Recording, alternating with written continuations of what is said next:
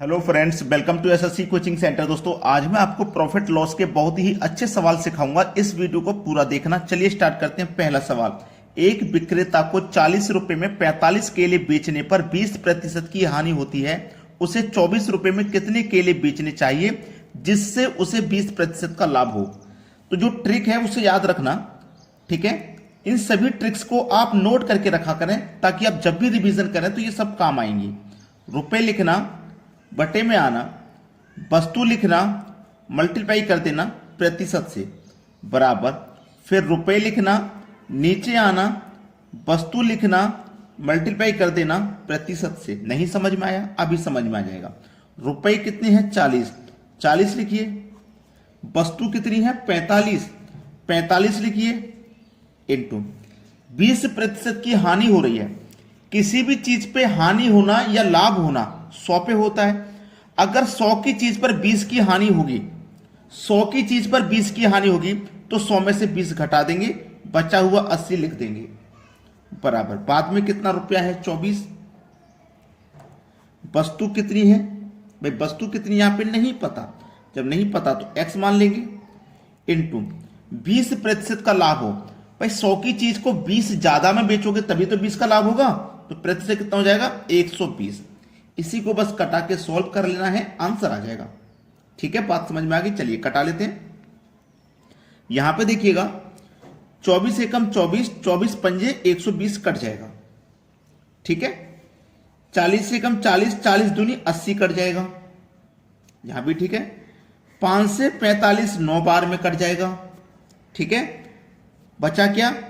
9 दूनी 18, 9 का मल्टीप्लाई 2 से करोगे तो ये 18 हो जाएगा। इधर क्या बचा? x, और बराबर के इधर क्या बचा? 18।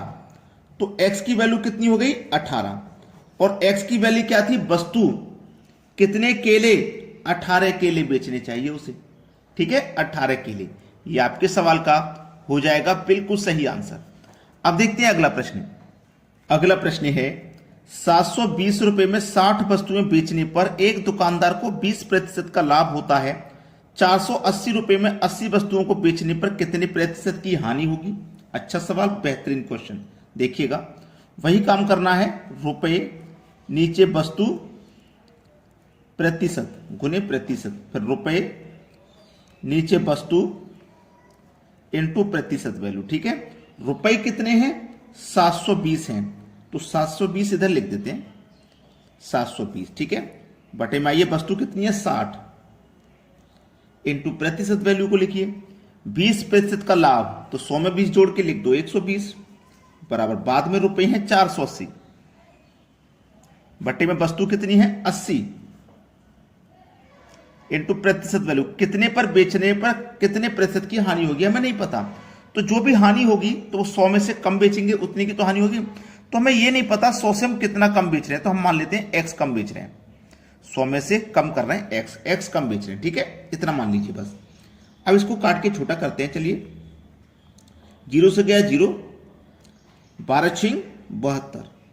ठीक है, चलिए 0 से कट गया एक और 0, ये 8 छिंग 48। ठीक है, चलिए अब यहां पे 6 से बराबर में 6 कट जाएगा। इधर क्या बचा? 60 बराबर के इधर क्या बचा? 100 माइनस x, यही तो बचा। अब देखिएगा, ये माइनस का x इधर आएगा बराबर के, तो प्लस का x हो जाएगा। ठीक है, इधर तो 100 है, 100 को इधर लेके नहीं आए, केवल x को लेकर आए। हमको वैल्यू भी x की बतानी है। 100 इधर ही रहा।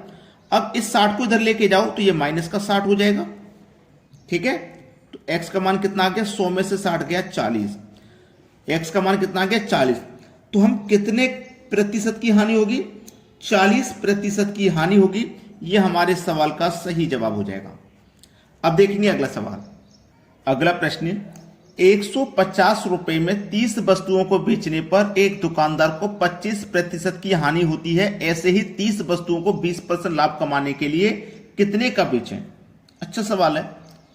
रुपए वस्तु गुने प्रतिशत बराबर रुपए वस्तु गुने प्रतिशत। रुपए कितने हैं? 150, 150 लिखिए। वस्तु कितनी है? 30, ठीक है, इनटू प्रतिशत वैल्यू कितनी है भैया 25% की हानि, तो 100 में से 25 को माइनस कर दो 75 बचेगा, बराबर बाद में कितने रुपए हैं नहीं पता, कितने का बेचे नहीं पता ना, तो x का मान लेते हैं। वस्तु कितनी है 30, ठीक है, और प्रतिशत वैल्यू कितनी है 20 का लाभ हुई मतलब 120। चलिए इसी को कटा के छोटा करना है, 75 से 150 कट जाएगा 2 बार में, ठीक है। यहां पे देखो 30 से 30 कट जाएगा, कट गया ना 30 से 30। अब बचा क्या, 120 का गुना 2 से होगा तो 240 होगा, और इधर क्या बचा x, तो x का मान कितना आ जाएगा 240। कितने का बेचें 240 का बेचना होगा, यह हमारे सवाल का है सही जवाब। अब देखते हैं अगला प्रश्न। अगला सवाल, यदि एक आदमी अपना ठेला 720 रुपए में बेचे तो उसे 25% की हानि होगी, 25% का लाभ के लिए विक्रय मूल्य क्या होगा। बेहतरीन क्वेश्चन। कितने रुपए हैं 720, 720 लिखिए। अब मैं बार बार रुपए वस्तु नीचे नहीं लिखवा रहा, सीधे रुपए आपको पता है ऊपर आते हैं तो रुपए आपने लिख लिया। वस्तु कितनी है, एक ठेला है, एक लिखिए। 25% की हानि, तो 100 में से 25 माइनस कर दो 75 आ जाएगा। बाद में बोले विक्रय मूल्य, नहीं पता दूसरा मूल्य क्या है तो उसे x मान लेंगे, ठीक है, और वही एक ठेला है, ठीक है। क्या करना है 25 का लाभ, तो 100 में 25 जोड़ दो 125 हो गया। क्लियर है ना, 1 से 1 कट जाएगा बराबर में, ठीक है। 25 दिया 75, 25 पंजे 125 कट गया, ठीक है। 3 से कटाऊं इसको, 3 दूनी 6, 1 बचेगा 12, 3 चौके 12, 1 ही 0, 240 बार में कट गया। अब इस 5 का गुना होगा 240 से, ठीक है। तो 5 का 0 में करो तो 0, 5 चौको 20 का 1 और 0 हासिल लगे 2, 5 दूनी का 10 हासिल के 2 12, और इधर क्या आया x, तो x का मान हमारा कितना निकल के आ गया 1200। ये इस सवाल का हो जाएगा बिल्कुल सही आंसर। विक्रय मूल्य क्या होगा 1200 होगा। अब देखेंगे अगला सवाल। अगला प्रश्न, दी गई श्रृंखला में अगली संख्या क्या होगी। ये सीरीज आपको दी गई है, यहां पे कौन सी संख्या आएगी ये बताना है। बढ़ते हुए क्रम में सीरीज है, देखो 8 से 9 हो गए, तो 1 से 9 हो गए, तो इसमें हमने क्या किया है 8 जोड़ा है, 1 में 8 जोड़ेंगे 9 हो जाएगा। 9 से 17 हो गए, तो इसमें भी 8 जोड़ेंगे, 9 में 8 जोड़ोगे 17, 17 से हो गया 33, तो 17 से 33 हुआ, तो 17 में आपने 16 जोड़ा। 33 से 49 हुआ, तो 33 में भी आपने 16 जोड़ा। अब 49 से हो गया 73, तो 49 से 73 हुआ, तो इसमें कितना जोड़ा 50 में, 50 से 73 हुआ 23, और एक इधर 24। तो देखो 2 बार 8 आया, 2 बार 16 आया, तो 2 बार 24 भी तो आना चाहिए। तो 73 में आप जोड़ दीजिए 24, कितना हो जाएगा 97 हो जाएगा, 97, और 97 दिया गया है डी ऑप्शन में, यह सवाल का हो जाएगा बिल्कुल सही जवाब। अब देखेंगे अगला प्रश्न।